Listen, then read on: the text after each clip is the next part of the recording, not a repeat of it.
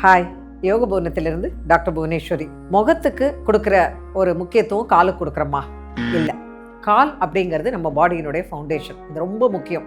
எவ்வளவுக்கு எவ்வளவு முகத்துக்கு நம்ம க்ரீமு, பவுடர், அது இது ஃபேஷியல் எல்லாம் பண்ணுறோமோ காலுக்கு கொடுக்குற முக்கியத்துவம் அதில் 10% தான்.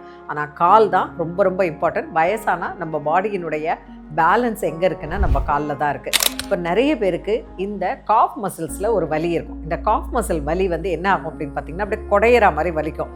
காலை இப்படி உதறுவாங்க, தொங்க போடுவாங்க. இப்போ அவங்களுக்கு சின்ன பயிற்சிகள் நான் இப்போ சொல்ல போகிறேன்.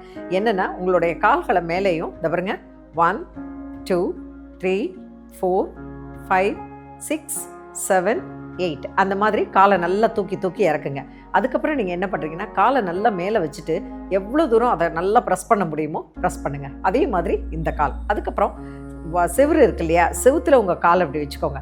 வச்சுக்கிட்டு 2 கைகளால் அந்த செவுத்துல பிடிச்சிக்கோங்க. செவுத்து பிடிச்சிட்டு எவ்வளோ தூரம் மேலே வர முடியுமோ அவ்வளோ தூரம் மேலே வாங்க. எப்போ என்ன ஆகும் அப்படின்னு பார்த்தீங்கன்னா, இந்த காஃப் மசில் இருக்கு இல்லையா, அந்த காஃப் மசில் நல்ல ஸ்ட்ரெச் ஆகும். அதே மாதிரி இந்த காலை செவுத்துல, அதாவது உங்களோட பாதி உங்கள் டோ செவுத்துல இருக்கணும், ஹீல் தரையில் இருக்கணும். வால் கிட்ட போயிடுங்க, சோத்து பக்கத்தில் போயிடுங்க. போயிட்டு 2 கைகளால் சோத்து பிடிச்சிட்டு நல்லா கிட்ட போங்க. நீங்கள் அப்படி எவ்வளோக்கு எவ்வளோ செஸ்ட்டு கிட்ட கொண்டு போகிறீங்களோ அவ்வளோக்கு எவ்வளோ உங்களோட காஃப் மசில்ஸ் நல்ல ஸ்ட்ரெச் ஆகும்.